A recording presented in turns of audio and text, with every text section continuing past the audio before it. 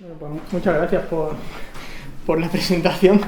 Sí, bueno, mi trabajo principalmente es como científico de datos en Stratio, que como comenta Conchi, pues es una empresa dedicada principalmente a temas de Big Data. Y en el último año y medio, digamos, ha tomado también una orientación hacia la inteligencia artificial como parte fundamental de nuestro, digamos, negocio y de nuestro propio producto. Y bueno, como seguramente sabéis, durante los últimos 3-4 años hay muchísimo interés en todo esto que tiene que ver con la ciencia de datos, con Big Data y con inteligencia artificial. Y entonces pues hay un poco también de hype, como decimos nosotros, de exageración y de temas que son pues modas. Y yo quería también dar aquí una pincelada de cada una de las cosas. Igual algunas de las temáticas que comento ya las conocéis en más profundidad, pero quería un poco deshacer el embrollo que mucha gente tiene pensando que todo esto es un poco todo lo mismo, o que todo esto es todo nuevo, todo son invenciones de antes de ayer, y no es tan así. Entonces, bueno, un poco hablando también la temática que podría ser interesante con Conchis, y meterme en más detalle en algún tema o bueno, hacerla un poco más divulgativa, pero cosas que me parece interesante un poco dejar clara y separar, pues hemos elegido este segundo enfoque. Así que bueno, muchas gracias por invitarme y a todos los que habéis asistido. Bueno, voy a empezar una pequeña presentación que tenía, que bueno, ya le he hecho Conchi, así que casi me la puedo saltar. Como he dicho, yo soy doctor en Ciencias de la Computación por la Universidad de Granada, y desde hace pues casi 4 años, 3 años y medio, científico de datos en Stratio, donde pues me dedico a hacer ciencia de datos, pero un poco más a lo grande, utilizando computación distribuida y concretamente la tecnología que ahora comentaré un poco de lo que va, que es Apache Spark, que es la que todo Stratio básicamente es especialista, y casi nuestra razón de ser se fundó precisamente porque íbamos a pasar toda la tecnología y a basar todos nuestros proyectos en esta tecnología, que entonces era casi una apuesta de futuro porque no estaba madura, y bueno, nos está saliendo bien. Si alguien tiene interés en alguna cosa o algo, bueno, ahí están mis datos de contacto, si me quería escribir o alguna duda o lo que sea. Bueno, al principio quiero hablar un poco de un tema más general, que es lo que en realidad se dedica a Stratio y se dedican otras compañías, porque hablamos de que Stratio es Big Data, pero Big Data ¿para qué? Entonces lo que realmente hacemos no es Big Data, lo que hacemos es transformación digital de otras empresas. ¿Y en qué consiste la transformación digital? Bueno, esta frase está tomada de Juego de Tronos y lamentablemente es una realidad que cada vez más empresas están dándose cuenta, pero que todavía hay muchas que no quieren verlo, y es que o nos adaptamos al nuevo mundo o moriremos en el que estamos. Mucho más confortables, pero moriremos igual. Entonces, ¿qué ocurre? ¿Por qué hace falta todo esto? El 80% de los datos que se han generado en los últimos años son datos generados por gente, no por máquinas. Y eso implica que son datos de tipo poco estructurado o nada estructurado. ¿Y esos datos de quién hablan? Hablan precisamente de personas. Personas en el sentido de que somos clientes de un montón de compañías para un montón de servicios de nuestra vida diaria. Telefonía, internet, compra online, 1000 cosas. Para que os hagáis una idea, desde que estamos en el mundo interconectado, en este mundo en el que internet está en todos sitios, fijaos la cantidad de cosas que pasan en internet en un minuto. Me ha llamado la atención en este gráfico especialmente, fijaos el crecimiento del número de horas que se ven por minuto en Netflix desde 2017 a 2018. De 70.000 hemos pasado a 266.000 en un minuto, para que os hagáis a la idea. 18 millones de mensajes de texto, 4 millones de vídeos vistos en YouTube en un minuto. Bueno, casi todos seguramente utilizáis muchas de estas aplicaciones, pues para que os hagáis la idea del tráfico que generan en un minuto. Si os fijáis, en nuestros días, ¿cuál pensáis que es la compañía que mueve más personas en la actualidad? Amazon. ¿Quién? Amazon. No es Amazon, pero casi lo será. Pero lo va a ser. Fijaos, a nivel mundial, yo diría que es Uber. ¿Y cuántos coches físicos tiene Uber? 0. Pues en Barcelona ni. ¿Cuál es la compañía que más habitaciones, que más reservas de habitaciones tiene? Airbnb, y no tiene ningún hotel físico. La compañía que vende más música, ya sabéis por dónde voy. Spotify. Y la que vende más películas, en el sentido amplio, Netflix.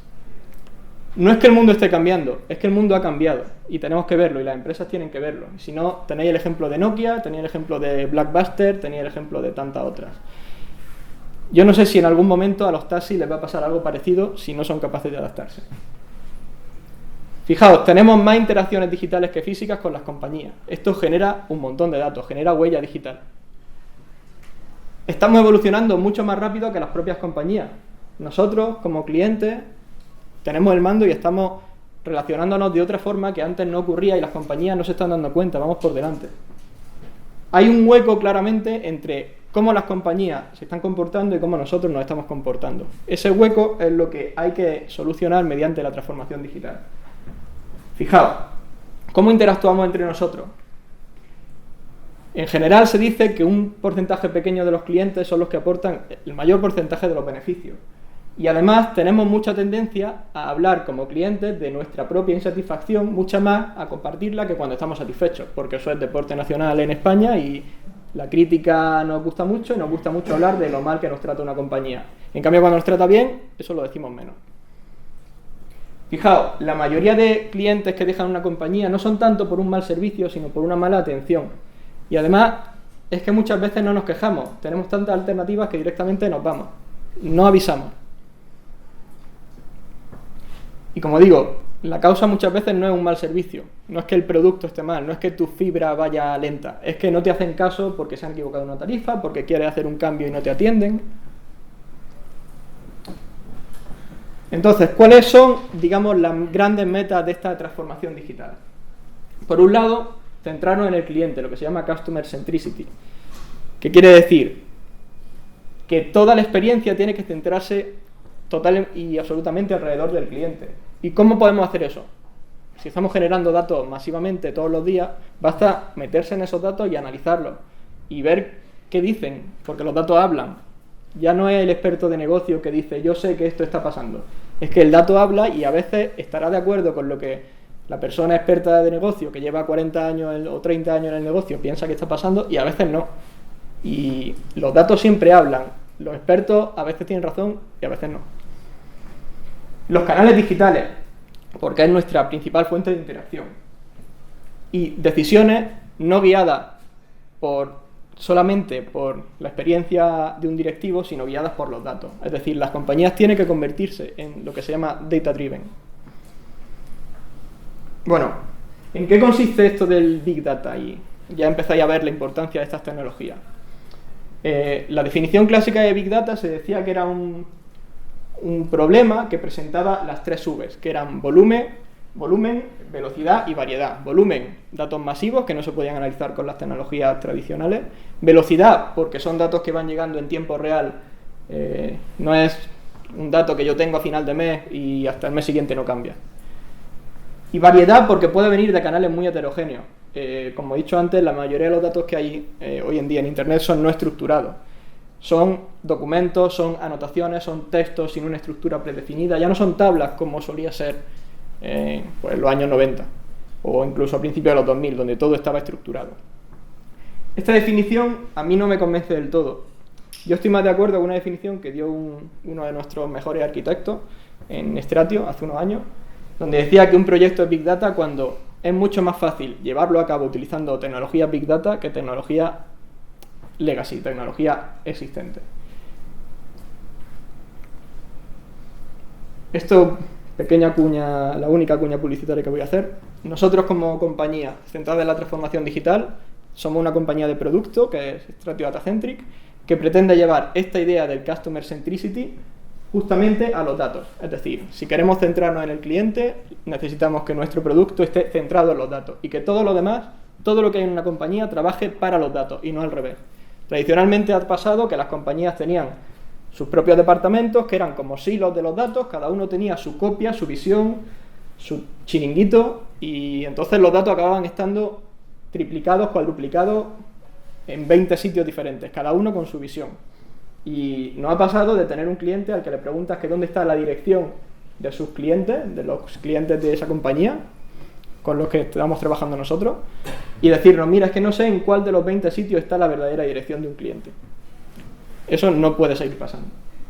La idea aquí es que tengamos un solo origen de los datos, al menos de forma lógica, y que las aplicaciones accedan a un único punto para manejar los datos. Y ese punto no van a ser bases de datos. Ese punto va a ser lo que hoy en día se conoce como arquitectura basada en microservicios, que son los que se encargarán de dar una visión coherente y unificada de los datos con independencia de cómo estén almacenados físicamente. Y eso es ir un paso mucho más allá de cómo tradicionalmente se concibe la arquitectura de datos. Bueno, no me enrollo más. Entonces, de una forma un poco más formal, ¿cómo definiríamos Big Data en general? Pues Big Data son un conjunto de tecnologías y de arquitectura que están pensadas, como digo aquí, para almacenar, para mover, para procesar, lo cual incluye analizar si es necesario, datos que con otras tecnologías era imposible o muy difícil hacer esto mismo. ¿Por qué puede ser imposible o muy difícil? Por cualquiera de las 3 Vs que hemos comentado antes. O bien porque el volumen no era posible manejarlo hace 20 años, imaginaos datos del orden de terabytes, empezando ahí, de ahí para arriba. No sé si habéis visto en la diapositiva que ponía que en los últimos años se han generado 12 exabytes. Y estaba por ahí la equivalencia. Exabyte es una unidad que yo no había oído hasta que entré en Stratio. Y, en fin, volúmenes que no podíamos manejar con máquinas tradicionales. O bien porque, como causado por la cantidad de fuentes digitales con las que interaccionamos, los datos que estamos generando nosotros mismos, sin darnos cuenta, son no estructurados. Otro ejemplo muy claro de datos no estructurados que generamos diariamente, estaba ahí puesto Snapchat, la cantidad de imágenes, de vídeos, de documentos audiovisuales que estamos generando. Hacen falta nuevos tipos de bases de datos que sean capaces de tratarlas e incluso ser capaces de incorporar todos esos datos a un análisis. Eso también es algo muy novedoso y muy necesario, porque es que nosotros como clientes estamos produciendo, sin darnos cuenta, ese tipo de información que puede ser analizada y que va a ayudar a las empresas a que nos conozcan mejor y a que nos den una mejor experiencia de usuario. También habrá gente que irá y a que me espíen mejor. Luego hablaremos de eso. Bueno, esto es lo que acabo de decir. ¿Cuál es la causa de este tipo de datos que en el pasado no éramos capaces de manejar con facilidad? Fijaos que aquí no he incluido la palabra ni algoritmo, ni inteligencia, ni data science, ni nada relacionado con qué hacer o cómo hacerlo sobre los datos. He incluido la palabra tecnología y arquitecturas. Big Data en sí no son ni algoritmos, ni inteligencia, ni data science, porque eso son otras cosas que tienen su propio término, su propio nombre y su propia definición. Tampoco, obviamente, fantasías como estas de aquí. Ni Big Data significa gran hermano, ni significa predecir el futuro, ni significa robot y apocalipsis y cosas, ni significa conducción autónoma. Son cosas diferentes. Una ayuda a la otra, luego comentaremos cómo, pero son cosas diferentes. ¿De acuerdo? Entonces, tenemos tecnología. Ahora, ¿qué podemos hacer con ella? Pues podemos hacer un montón de cosas diferentes. Aquí tenéis una gráfica sacada pues al viernes pasado, el final, de 5 términos muy de moda. Me ha faltado uno, me he dado cuenta después. Bueno, Business Intelligence era un término un poco más perteneciente al pasado, y no lo digo yo, una vez más lo dicen los datos. Fijaos, esta curva azul es el interés en las búsquedas de Business Intelligence desde 2004 hasta hoy, y veis que hay una tendencia decreciente. Y no lo digo yo, lo dicen los datos de Google, que es quien mejor sabe lo que la gente está buscando. Fijaos, aquí tengo Machine Learning, aprendizaje automático, que llevaba una curva plana y ha empezado a crecer a partir de aquí. Si os fijáis, este crecimiento de Machine Learning ha ido un poquito después del crecimiento del interés en Big Data, lo cual nos está dando pistas de que uno está alimentando al otro, de que no es casualidad, que las tendencias empiecen a aumentar en el mismo punto. La línea amarilla es la tecnología Apache Hadoop, que es la tecnología, digamos, predecesora de las tecnologías Big Data que hay hoy en día. Si os fijáis, el interés empezó bastante antes, es una tecnología que nació alrededor del 2009, pero claramente llegó a un pico y está descendiendo. Y este pico de aquí coincide aproximadamente con la creación de Stratio, y no es casualidad. Cuando Stratio empezó porque en un proyecto Big Data que hicimos con Hadoop, alguien dijo, creo que hay una forma mucho más rápida de solucionarlo, y es una tecnología emergente que creemos que va a ser el futuro, vamos a apostar por ella. Así nació Stratio, y esa tecnología era esta línea verde de aquí, que era Apache Spark. Esta tecnología empezó como tal a finales de 2013 aproximadamente, empezó a tener madurez en 2014 y hoy en día es la tecnología Big Data adoptada de manera prácticamente universal por las empresas que hacen estas cosas en serio. Luego comentaré un poco, si me da tiempo, cuál es la ventaja o desventaja que tiene Spark frente a todo eso. Y fijaos que este crecimiento ha ido prácticamente unido al del interés en Machine Learning. Esta es la interacción más fuerte. Spark nació para solucionar los problemas que tenía Hadoop en el tema de aprendizaje automático. Luego comentaré un poco en detalle por qué fue así. Bueno, esto es un poquitito de historia. El sistema Hadoop nació pues, después de un paper que sembró la semilla de Google, donde ya hablaban de un sistema de ficheros distribuido para ficheros de tamaño ingente, que es lo que hoy en día manejamos. Y Apache Spark nació para solucionar los problemas que tenía Hadoop, así en resumidas cuentas. No me quiero entretener en esto para centrarme luego en cosas más interesantes. ¿Qué son las tecnologías Big Data? ¿De qué tipo son? Bueno, hay desde tecnologías que se pueden llamar pues, framework de procesamiento distribuido en general, es decir, paradigmas para hacer programación distribuida en general sin ningún propósito específico, sino que dotan al programador de habilidad de manejar los datos de forma distribuida para hacer con ellos lo que le dé la gana. Eso es lo que se conoce como un framework de procesamiento distribuido.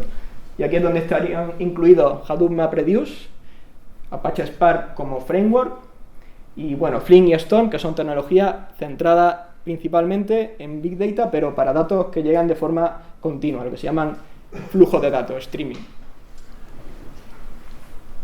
Yo también incluyo aquí todas las bases de datos que han nacido en los últimos años, que han sido muchísimas, pero que tienen en común que todas son bases de datos distribuidas, son escalables, se pueden añadir más nodos en caliente, como solemos decir. Una cosa importante que no he mencionado, quizás le he dado por asimilada, pero el origen de toda esta tecnología y por lo que es posible es porque también se ha llegado a la conclusión, de forma bastante fácil, de que lo que antiguamente se utilizaban y se conocían como mainframes, que era el super maquinón que tenía la empresa en el sótano y que lo conocían o lo sabían manejar 3 personas, eso no era mantenible, porque ¿qué pasaba en el momento en el que eso o se estropeaba o se llenaba? Eso implicaba una parada de servicio, implicaba que perdíamos servicio durante un día o lo que hiciera falta para arreglarlo, y sobre todo, si se veía que no era suficiente, no teníamos suficiente capacidad de cómputo, de almacenamiento, de lo que sea, había que cambiarlo, y eso es carísimo de cambiar. Entonces se llegó a la conclusión de que es mucho más fácil utilizar lo que se llama commodity hardware, es decir, muchas máquinas de tipo, pues casi como las que tenemos en casa, más domésticas, pero conectadas entre sí para que sean de forma lógica una sola máquina muy potente, lo que se llama un clúster de ordenadores. Esto implica que si se rompe una máquina individual no perdemos el servicio en el clúster, implica que tener más potencia de computación o de almacenamiento es tan fácil como añadir más máquinas, que además son máquinas baratas, con lo cual no sufrimos especialmente, y también implica que todas estas tecnologías están basadas precisamente en esta idea. Este tipo de bases de datos, que la he llamado NoSQL porque generalmente vienen mejor para almacenar datos no estructurados, todas están basadas en que se montan un clúster, por ejemplo, un clúster de Cassandra, un clúster de Elasticsearch, con máquinas, digamos, normalitas, y los datos están distribuidos entre estas máquinas, ¿de acuerdo? Y eso es, por lo que digo, framework de procesamiento distribuido, porque son capaces de hacer cálculos con datos que están físicamente distribuidos en un clúster de ordenadores. Y en esto es lo que se basa todas las tecnologías Big Data de hoy en día. Bueno, HDFS es el nombre del sistema de archivos distribuidos sobre el que opera todo el mundo, no es el único. Amazon también tiene un sistema de archivos que no es exactamente, bueno, es un almacenamiento distribuido, no es exactamente sistema de archivos, pero es la misma idea. Hay muchos más, pero estos que pongo son los ampliamente usados por casi cualquier empresa que se dedica a Big Data. Y además necesitamos que alguien nos proporcione máquinas físicas que nosotros no tenemos, es decir, la mayoría de empresas, salvo que sean muy grandes, no tienen en su edificio un clúster de ordenadores grande, sino que pagan por uso, alquilan ordenadores y ese es el servicio que proporcionan pues ciertos proveedores. Los más famosos son estos tres: Google, Microsoft y Amazon, y bueno, que es sobre lo que la infraestructura sobre la que corren todos estos servicios. Bueno, hasta aquí tecnología Big Data. ¿Qué es la ciencia de datos y qué relación tiene con todo lo que he contado hasta ahora? Este de aquí, no sé si alguno lo conocéis, ¿sabéis quién es? ¿Quién es? No sé, no. ¿Alguien sabe el nombre de...? A cambio de un aparatito que tengo ahí muy chulo que te dice si has perdido el móvil, ¿dónde está? Bueno, este es Andrew Ng, que es uno de los fundadores de Coursera y además es la persona que hizo el curso de Machine Learning más extendido de todos los que hay, pues hace, no sé, 5 o 6 años. Es un curso que fue pues, de los primeros cursos en Coursera, tuvo, no sé si 250.000 alumnos en su primera edición, una barbaridad.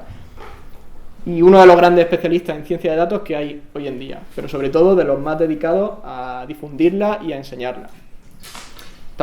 También tiene un sitio web bastante famoso que se llama deeplearning.ai, donde está haciendo lo mismo que hizo con el Machine Learning, pero con Deep Learning. Tiene un montón de cursos de muy buena calidad y bueno, es una eminencia en todo esto.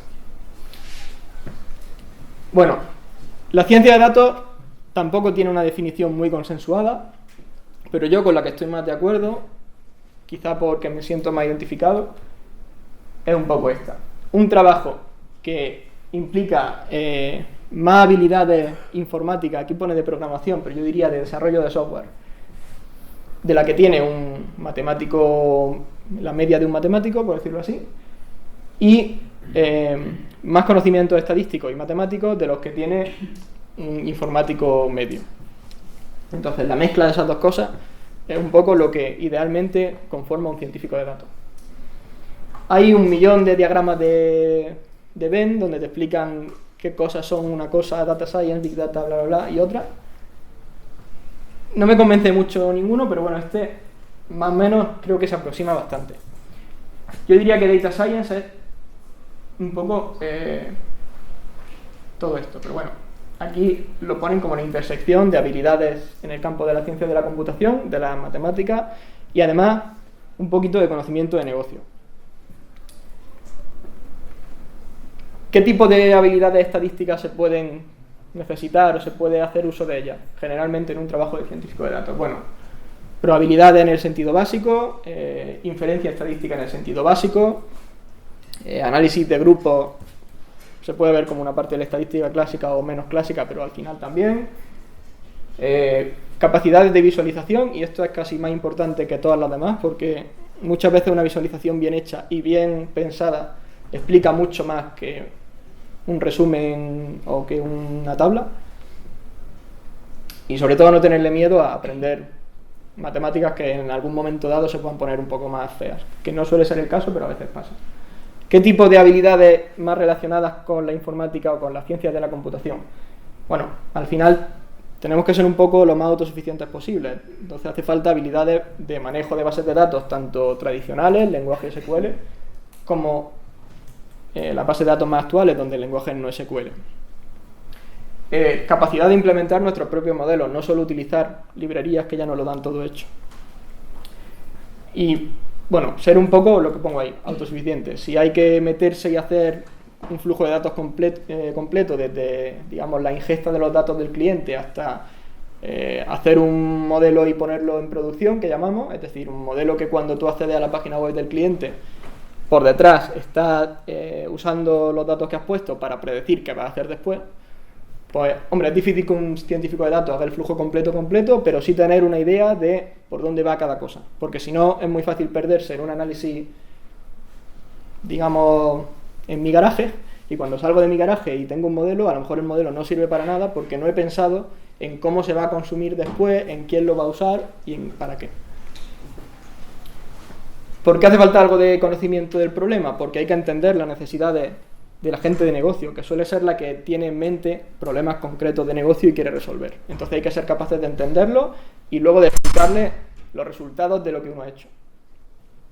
Tampoco sirve ser un matemático genial si luego no hay forma de que el cliente entienda lo que ha hecho, pues entonces no se va a fiar, no se lo va a creer y seguramente no lo va a usar, porque muchas veces estos modelos van a reemplazar cosas que ellos estaban haciendo manualmente o fiándose solamente de expertos. Y suelen ser cosas que tienen impacto directo en su beneficio, en su negocio, con lo cual tenemos que saber contar qué es lo que estamos haciendo de forma lo más llana posible. Bien, ¿y qué es Machine Learning o aprendizaje automático? Bueno, es la parte más interesante del Data Science, pero es la que menos tiempo dedicamos, desgraciadamente. Yo diría que es un campo dentro del Data Science que está dedicado a enseñar a una máquina a hacer tareas sin programarla explícitamente para ello. ¿Y cómo podemos enseñar a una máquina a hacer una tarea sin programarla? Pues la enseñamos a partir de datos. Le damos un montón de datos, le decimos qué salida tendría que dar ante cada dato, no le explicamos por qué, en todo caso ya nos lo explicará la máquina, y si los datos tienen buena calidad, han sido bien preparados, el algoritmo está bien elegido, está bien entrenado, bien ajustado a los parámetros que tiene, etcétera, la máquina acaba aprendiendo a hacer una tarea solo a partir de muchos datos. Y eso es el aprendizaje automático. Así en resumen. Por supuesto, estos algoritmos no hacen magia, sino que muchos de ellos tienen una base estadística, por no decir todo. ¿Y cuál es la relación de todo esto con lo que he contado antes? Bien. Fijaos que antes dije en la definición de Big Data que no hacía falta incluir ni algoritmos ni nada de eso para tener un proyecto Big Data y además para, bueno, hacer cosas interesantes con las nuevas tecnologías y cosas interesantes sobre cómo manejar datos y que ya le aportan valor al cliente sin necesidad de algoritmos. Pero yendo un poquito más allá, gracias a estas tecnologías podemos implementar técnicas tanto de la ciencia de datos como en particular del aprendizaje automático, pero bueno, de ambas, para que trabajen con cantidades de datos y con tipos de datos que antes no podíamos casi ni soñar. ¿Y qué quiero decir con esto? Si antes éramos capaces de hacer una regresión lineal con un conjunto que tenía, no sé, 100 megas de datos, pues a lo mejor hoy somos capaces de hacerlo para que trabaje con 100 gigas rápido y con 100 teras un poco menos rápido. Y eso hace unos años era impensable. ¿Por qué? Porque si un dato no cabía en tu memoria RAM o en tu disco duro, ya no había nada que hacer. Y hace no tanto tiempo, un disco duro de 100 teras no lo tenía nadie. Y bueno, y hoy en día yo he visto algunos, pero no son lo que tenemos en casa. Entonces, aquí quería un poco resaltar esto. Las tecnologías Big Data no son como la panacea ni un invento que permite ya resolverlo todo, pero sí que permite que técnicas que ya existían funcionen o con datos mucho más grandes, que es la realidad que tienen hoy las empresas, o con datos más heterogéneos de fuentes que antes no éramos capaces de almacenar esa tipología de datos, por ejemplo, imágenes o vídeos, y acabamos aplicando básicamente las mismas técnicas, pero a esos nuevos datos que tenemos hoy. Pero como digo aquí, yo he participado en proyectos, bueno, yo concretamente no, porque participo siempre como científico de datos, pero he visto proyectos en los que solamente introducir la plataforma Datacentric que os he enseñado antes, cambiar la manera en la que los datos son utilizados por una compañía, y ya no digo construir modelos, sino simplemente el acceso a datos, ya es un proyecto Big Data que aporta mucho valor a los clientes. Pero si a eso además le añadimos algoritmos de este tipo, construidos sobre esa base de nuestro Datacentric o de otras tecnologías Big Data, eso sí que empieza a aportar un valor brutal. Y lo estáis viendo todos los días cuando entráis en Google y os adivina prácticamente lo que estáis pensando. Y parece que lo adivina, pero al final lo que hay detrás es todo esto. Quería hacer un poco de distinción de qué es Big Data, qué es ciencia de datos frente a otra, digamos, tendencia anterior, que es lo que se llamaba el Business Intelligence. Principalmente la diferencia frente a Business Intelligence es que ese tipo de técnicas hablan del pasado, hablan de datos estáticos, pretenden decir, o digamos, responder este tipo de preguntas, de qué ha pasado, o qué está pasando y por qué pasó. Pero un análisis de esos datos, digamos, en estático, generalmente conlleva agregaciones bien pensadas, pero al final son agregaciones de los datos, y resúmenes de datos y visualizaciones de los datos, para explicar algo un poco, digamos, estático. La diferencia con lo que hace la ciencia de datos es que tiene un carácter predictivo, porque una vez que se ha analizado qué es lo que hay en los datos, cómo están, se han limpiado, etcétera, se pueden construir modelos que son capaces de hacer predicciones. Es decir, yo puedo predecir, pues, no sé, qué va a pasar en un partido de béisbol o de fútbol o de lo que sea. Puedo predecir la bolsa hasta cierto punto. Puedo predecir, no sé, si un cliente con cierto perfil va a preferir un producto o va a preferir otro. Puedo predecir, como yo he llegado a ver, si un cliente que vive en tal zona y que tiene tal modelo de coche estaría dispuesto a pagar más o menos por su seguro. Y utilizar eso para fijar el precio de un seguro, por ejemplo. Y esas cosas se están haciendo y gracias precisamente al aprendizaje automático. Entrenamos un modelo con datos de cosas que ya sabemos que han pasado y gracias a eso somos capaces de predecir. Bueno, esto es un poco lo que he comentado antes.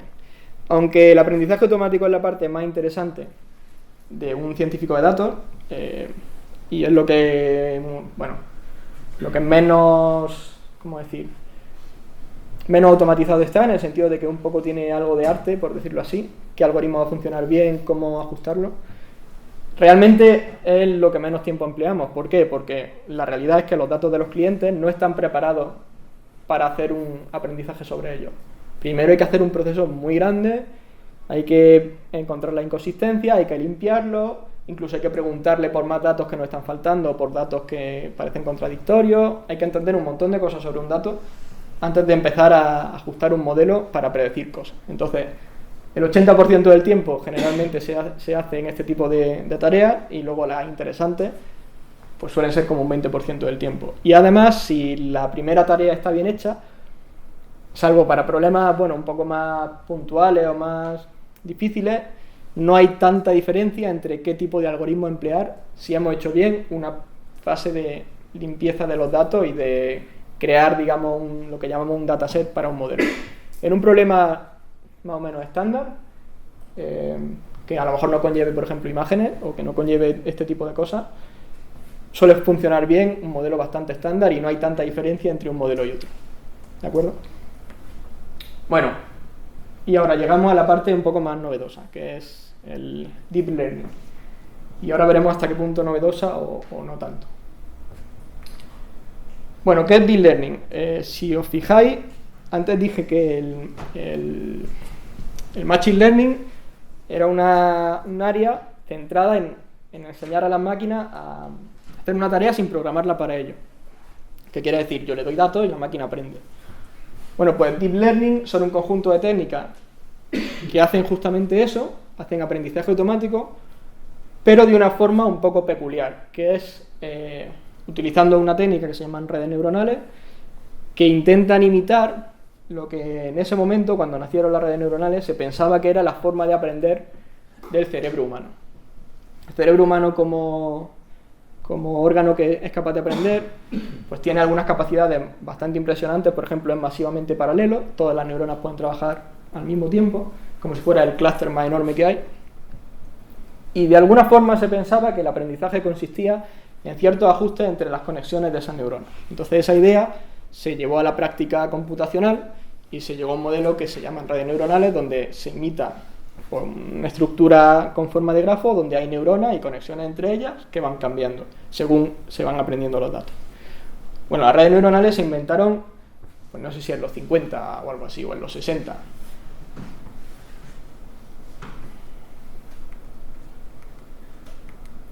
Esta es la forma, así, a grandes rasgos, de una red neuronal. Luego hay variaciones en función del tipo de red neuronal concretamente que estamos usando. Esto es, digamos, lo más simple, que son redes completamente conectadas. Ahora veremos que hay otras tipologías. ¿Y cómo encuadramos Deep Learning? Pues tal como he dicho, como un subconjunto de técnicas del Machine Learning que permiten un aprendizaje, pero con este tipo de modelos. Y que la verdad funcionan muy bien para, bueno, la mayoría de problemas, pero especialmente para problemas con el tipo de datos que hoy más nos movemos, que son imágenes, vídeo, sonido, reconocimiento del habla, todas estas tecnologías, que es lo que parece casi ciencia ficción. Las redes neuronales suelen ir muy muy bien. Esto que pongo aquí, bueno, es un ejemplo de una red neuronal más o menos famosa que se llama ImageNet. Está representada de una forma un poquito más esquemática, pero fijaos la cantidad de capas que tiene. Cada una de estas son capas de neuronas, donde cada neurona es una abstracción matemática que hace una cierta agregación con números. Y esto es una forma esquemática, bueno, de representar cómo se puede llegar de una imagen, que al final, fijaos lo que pone aquí, es un conjunto de 224 por 224 por 3 datos, números. Ese por 3 porque hay 3 canales en la imagen, del rojo, el verde y el azul. A un clasificador, a una salida que te diga qué es lo que se está viendo en esa imagen. Que te diga un objeto.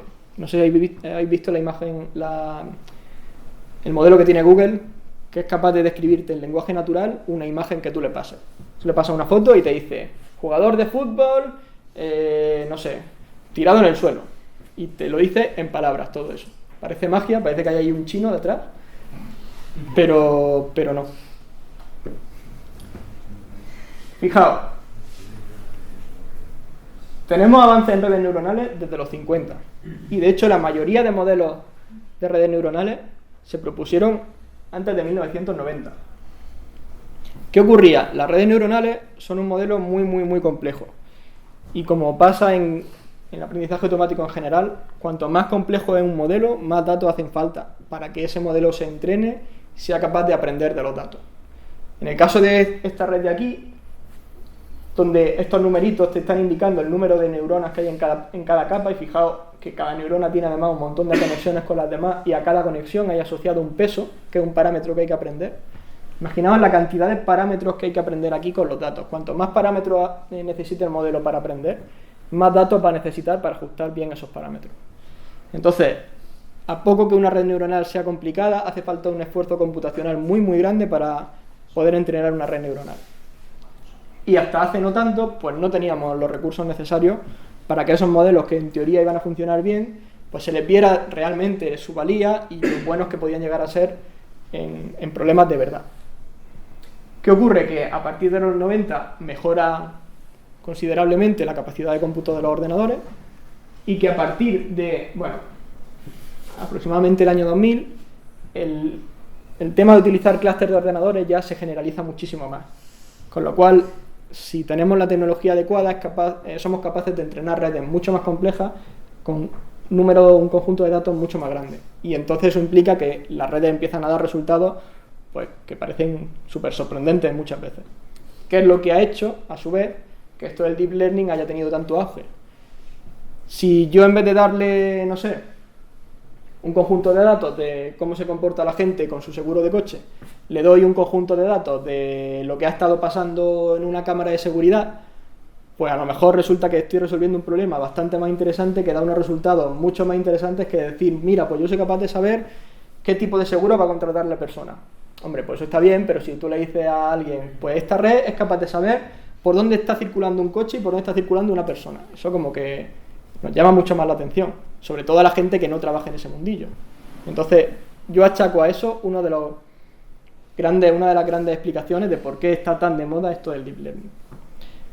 ¿Por qué se llama Deep Learning y no simplemente redes neuronales? Bueno, esto es una chorrada como un camión, pero en el momento en el que una red neuronal tiene más de una capa oculta, que es lo que se llama aquí, se puede decir que es una red deep, profunda.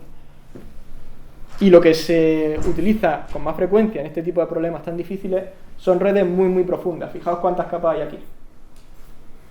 Este tipo de arquitectura no se llegaban prácticamente ni a probar antes de los años 90 o durante los años 90 porque requerían muchos datos y porque eran arquitecturas muy, muy, muy complejas. Y además son capaces de aprender modelos altamente no lineales, que es lo que ocurre precisamente en las imágenes. Y no había tanta motivación o tanta necesidad de ese tipo de modelos cuando no teníamos disponibles tantos datos de ese tipo, datos de tipo imagen, de tipo vídeo, etc. Vale. Fijaos, ¿cuántos avances en redes neuronales en la parte algorítmica ha habido en los últimos años? Bueno, la LSTM, Long Short Term Memory, pues sí, son un gran avance que se utiliza mucho en datos con una componente temporal, se utiliza mucho para análisis de series temporales, son del 97.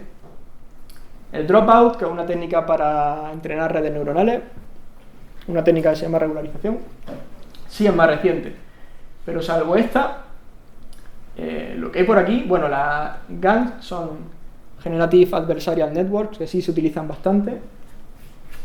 Como digo, esta técnica y esta de aquí, y un poco de Dropout, son los únicos avances muy generalizados y que se utilizan muchísimo en términos, digamos, de algoritmia. Hay otros avances, sí, pero no están tan generalizados y no se utilizan tanto y no están disponibles, sobre todo en bibliotecas de propósito general, que esto es una cosa importantísima para la adopción de cualquier tecnología y en particular cualquier método algorítmico por una empresa. Yo no puedo llegar y decirle a quien está presupuestando el proyecto que yo voy a tardar 2 meses en implementar una red neuronal que no sé si va a funcionar bien o no, porque tengo que implementarla de cero, tengo que programármela yo. Eso no es viable, así no se va a adoptar la tecnología. Por eso, si no tenemos una librería que ya la tenga implementada y que nos permita probarla rápidamente, una técnica no triunfa en el ámbito empresarial. Bueno, ¿cuál es el origen de, como digo, de esta popularidad? Pues un poco las cosas que ya hemos comentado. Era difícil aplicar estos algoritmos a conjuntos de datos tan grandes y además no se disponía o no se tenía tanta necesidad de hacerlo. ¿Qué ocurre? Que cuando hoy se aplican a los datos del tipo de problemas que hoy analizamos, por ejemplo, análisis de imágenes, entendimiento del lenguaje natural, eso requiere incluso más datos, pero da unos resultados bastante impresionantes para el público general. El entrenamiento, por otro lado, es muy complicado, es muy costoso desde el punto de vista computacional. Tarda mucho y hace falta mucho cálculo. Aquí es donde, una vez más, las tecnologías Big Data nos pueden ayudar. Por un lado, para implementar estas redes, pero también para procesar los datos en los pasos previos a que le lleguen a la red. Es decir, para preprocesar los datos, para ser capaz de generar un dataset que originalmente no era un dataset, originalmente eran los datos que tenía un cliente en crudo. Pasar de esos datos en crudo a un dataset preprocesado ya es una tarea pues complicada. Imaginaos que tenemos que hacer algo de limpieza de la imagen o algo de realce o cualquier cosa y tenemos conjuntos. Primero que una imagen ya de por sí son muchos datos porque tiene 3 canales si es en color y además cuanta más resolución más píxeles tiene, con lo cual cada imagen ya son bastantes datos. Si además queremos hacer cualquier preprocesamiento de la imagen, que realce la imagen, que haga cualquier cosa, eso sería muy costoso. Generalmente, bueno, muchas de las redes son capaces de aprender incluso ese tipo de cosas ellas solas, pero bueno, si queremos aplicar cualquier cosa de esta, ya de por sí es costoso. Por otro lado, se han generalizado también las GPUs, que son tarjetas gráficas que tienen procesadores de propósito muy específico, que están muy optimizados desde el punto de vista del diseño y de la arquitectura del propio procesador, desde cómo se construyeron por dentro, la electrónica, para hacer cálculos matriciales, que son lo que se acaba haciendo cuando uno entrena una red neuronal. Estas GPUs antes eran carísimas, hoy siguen siendo carísimas, pero es que hoy son 10 veces más potentes. Y las que antes eran muy caras, ahora son muy baratas, con lo cual yo tengo muchos compañeros que tienen GPUs muy buenas en su casa y no les han costado tanto. Entonces, la generalización de las GPUs ha ayudado un montón a que progrese las redes neuronales y el deep learning, muchísimo. ¿Qué pasaba? Que originalmente eran difíciles de implementar, pero es que un gran avance que hubo en este aspecto es que en noviembre de 2015 Google liberó lo que para ello era su librería interna de redes neuronales, que es la famosa TensorFlow. La hizo código abierto y ello implicó, por un lado, que algoritmos muy complejos y además bien implementados se ponían a disposición del gran público, todo el código fuente. Por otro lado, como siempre pasa con estos proyectos, implica que se va a formar una comunidad alrededor del proyecto de gente que no necesariamente trabaja en Google, pero también es gente muy buena, que son capaces de, por un lado, extender su uso donde lo requieran, y por otro, añadirle funcionalidad, encontrar errores, depurar errores, irle añadiendo o sugiriendo mejoras posibles.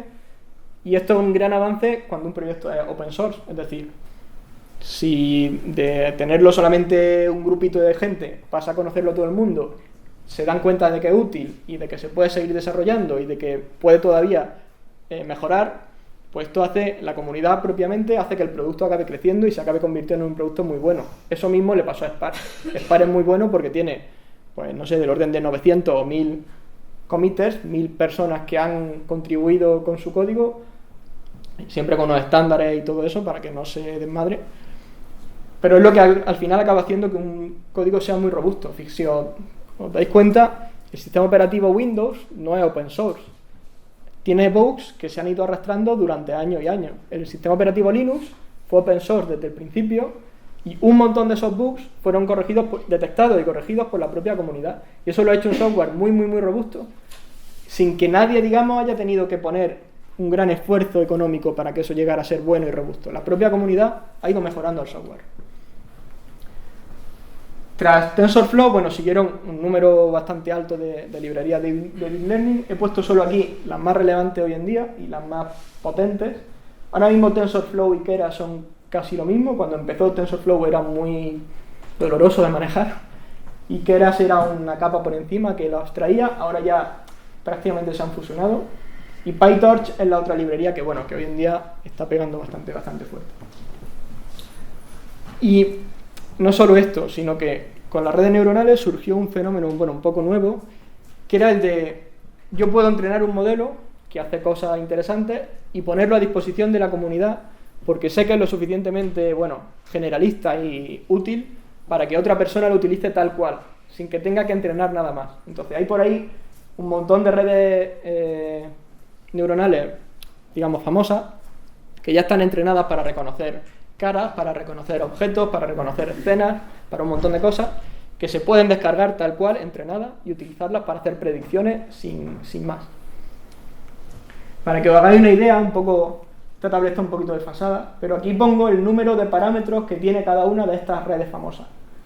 AlexNet, VGG, bueno, este Inception ya va por el V5, me parece, y ResNet. Fijaos, 61 millones de parámetros, 138 millones de parámetros, 7 millones de parámetros. Eso es el modelo que los tiene que aprender. O sea, imaginaos la cantidad tan grande de datos que hay que darle para que esos parámetros aprendan cosas y además cosas generalistas, no cosas que estén basadas solamente en un conjunto pequeño de datos y luego no generalicen a datos que nunca han visto. Y además hay otro fenómeno muy curioso que se llama Transfer Learning, que ocurre especialmente con redes para imágenes, pero no solo para imágenes, lo que pasa es que en esas se ha utilizado mucho más, que es que yo puedo coger una red que está entrenada para una tarea concreta, puedo cortarle la última capa o las últimas capas, sustituirlas por capas que sí que he hecho yo y he entrenado yo, y con un poquito más de entrenamiento conseguir que esa red acabe aprendiendo una tarea diferente a la que fue entrenada originalmente. Un ejemplo de esto: una red que está entrenada para reconocimiento de imágenes, le quito alguna de las últimas capas, que por cierto suelen ser las más simples, le añado algunas capas relativamente simples que creo que pueden funcionar bien y le entreno partiendo de los pesos, de los valores que ya tienen entrenados, los parámetros que ya ha aprendido la red. Continúo el entrenamiento más allá, pero con mis datos. Y eso la puede convertir en una red que detecte, por ejemplo, cáncer en imágenes. Y eso se ha hecho y además ha funcionado muy bien. Y esto está bastante de moda porque, como digo, hay un montón de redes preentrenadas que están disponibles por ahí. Bueno, y por último, una pincelada y ya voy acabando. En todo esto, ¿qué es inteligencia artificial? Bueno, esto de aquí seguro que no. Otra vez no hay consenso sobre una definición primero de inteligencia humana y menos todavía de inteligencia artificial. Pero ya os digo yo que ninguna de las dos tienen nada que ver los robots. O sea que, primer mito que se cae. Se podría definir de una forma bastante amplia la inteligencia de un ser humano primero. Bueno, yo diría que la capacidad de resolver problemas y enfrentarse a situaciones a las que nunca antes se ha enfrentado, utilizando analogías, utilizando aprendizaje que le permita aumentar y mejorar con el paso del tiempo. ¿Y cómo lo podríamos definir en una máquina? Pues sería la forma de resolver problemas de una manera similar para realizar tareas similares a las que hacen los humanos, por decirlo así. Tareas que parecen inherentes al ser humano. ¿Qué tipo de técnicas se utilizan en la inteligencia artificial? Bueno, ¿se utiliza el aprendizaje automático? Sí. ¿Se utilizan las redes neuronales? Sí. Pero también un montón de técnicas, que además son las que yo estudié, porque todo esto no estaba, el deep learning no estaba tan de moda y no estaba tan avanzado.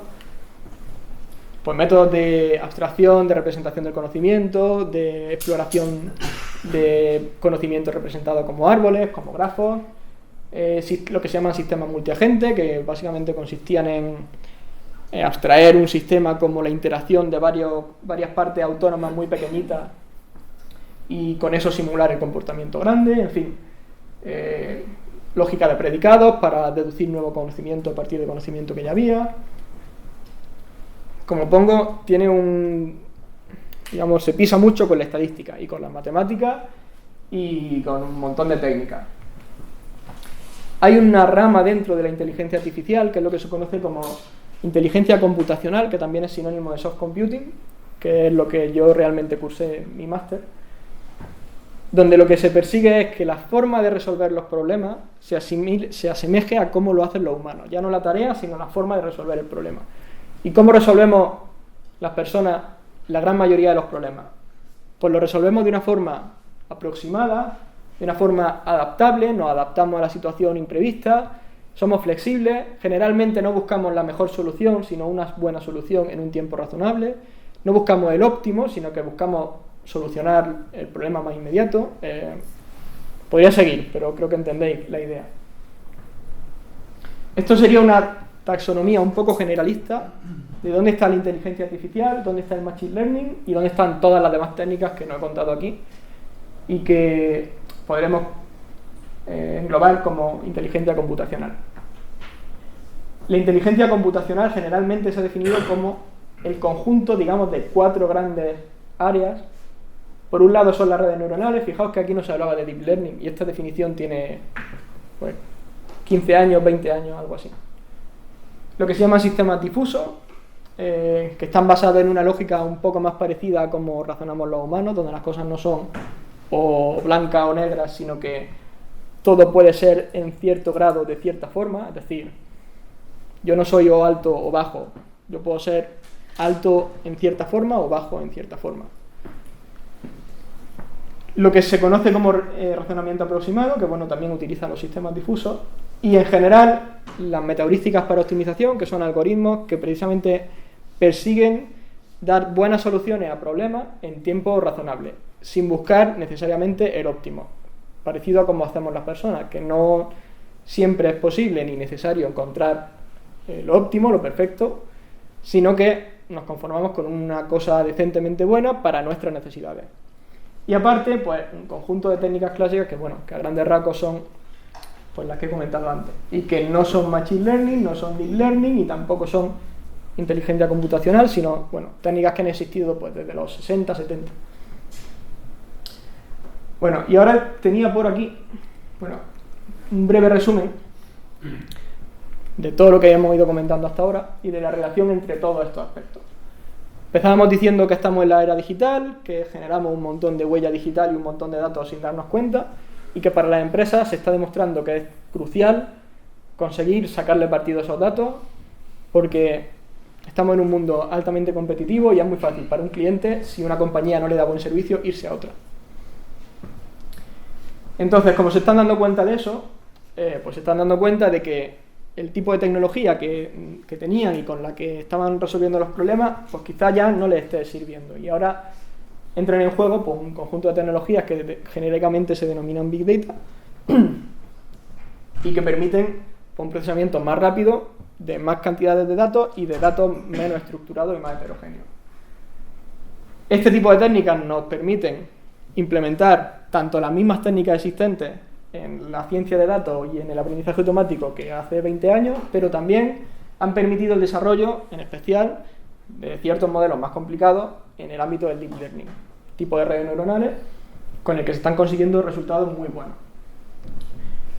Y aquí pongo algunos ejemplos. El recomendador de Amazon, las predicciones que te da Google de qué quieres buscar, cuando haces una búsqueda un poco inexacta te sugiere qué era lo que realmente necesitaba, en fin. Y junto a este tipo de tecnología, los clústeres de ordenadores que han posibilitado todo esto, también han bajado mucho de precio las GPUs y esto ha contribuido muchísimo, en especial al avance del Deep Learning.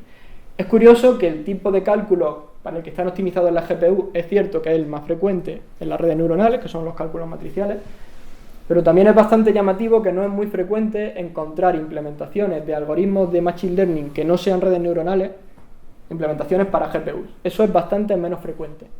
En cualquier librería no suele ser frecuente poder adaptarla específicamente a una GPU, salvo en TensorFlow y en librerías de Deep Learning. A pesar de que, como digo, la gran mayoría de técnicas de Deep Learning, salvo ciertos avances, eran técnicas que ya existían. Y bueno, la inteligencia artificial es muchísimo más que Data Science, Deep Learning, Machine Learning. Pero eso es un tema que en general la gente igual no se plantean porque han aterrizado en la inteligencia artificial directamente desde el mundo del Machine Learning y bueno,